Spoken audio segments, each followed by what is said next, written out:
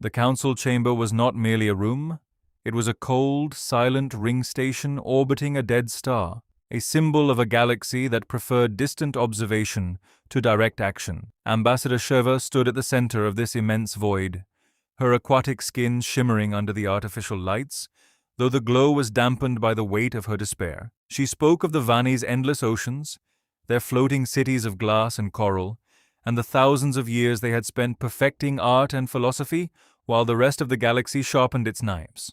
The council, however, remained unmoved. To the insectoid Zarth, the Vani were an unfortunate statistical anomaly. To the Krill Collective, they were a convenient buffer zone. The silence that followed Shiva's plea for protection from the Scourge was heavier than the vacuum of space itself, signaling a death sentence for her entire race. Just as the gavel was about to fall, sealing the fate of billions, Ambassador Chen of the Terran Federation stood up. Humans were the new kids on the block, barely 70 years into faster-than-light travel, often dismissed as loud, aggressive, and prone to solving problems with kinetic energy. While the older races calculated risks and profit margins, Chen looked at Shiva with a gaze that wasn't clinical. It was deeply, vibrantly human. She didn't ask for a committee vote or a cost-benefit analysis. She simply announced that humanity does not watch while neighbors burn. The other delegates whispered, calling the intervention a suicide mission, but Chen ignored them. She knew that while the galaxy saw the Vani's peace as a weakness, humanity saw it as something worth dying for. 5 days later, the Vani skies were torn open by the arrival of the Terran fleet. These weren't the elegant, flowing designs the Vani were used to. Human ships were jagged, scarred, and built with a brutalist utility. The Indomitable was a mountain of steel, its hull a patchwork of past victories and hasty repairs. Beside it sat the Prometheus Rising, a sprawling industrial nightmare that began unfolding its massive construction arms the moment it exited warp. Finally, there was the Hammerfell, a ship that looked less like a vessel and more like a massive railgun with engines attached. Commander Elena Vasquez didn't waste time with diplomatic pleasantries.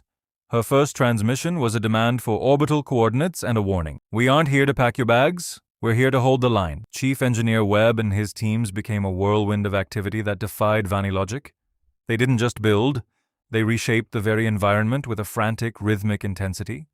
The Vani watched in awe as human mining drones descended into their asteroid belts, returning with raw ore that was flash-fabricated into orbital batteries within hours. Webb, a man who seemed to run entirely on caffeine and a personal vendetta against deadlines, laughed off the Vani's disbelief.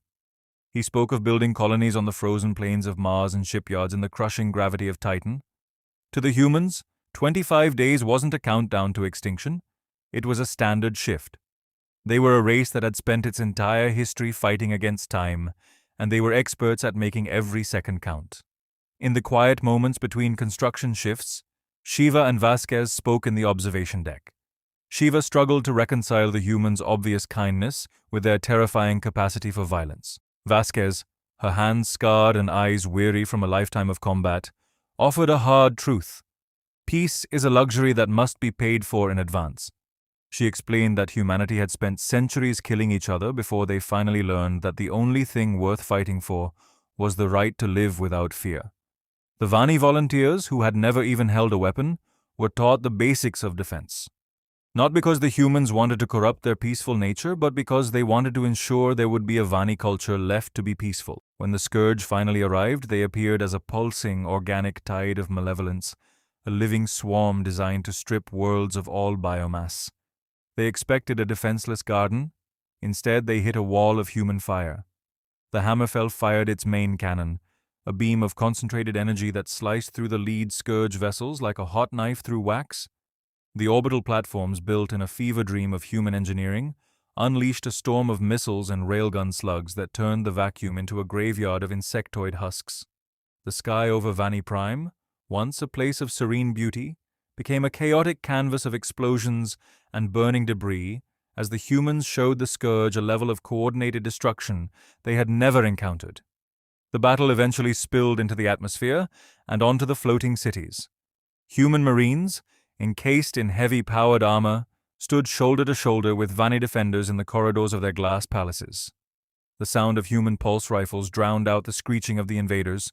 Vasquez directed the defense with a cold, surgical precision, refusing to give an inch of ground even as her own ships took heavy damage. She watched her friends fall in battle, yet her resolve never flickered.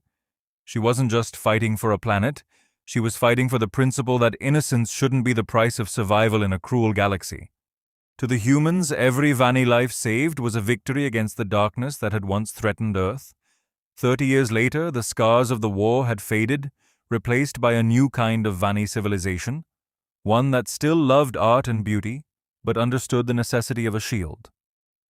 Mira, once a terrified child who had been shielded by a human marine, now walked through the memorial gardens with her own children.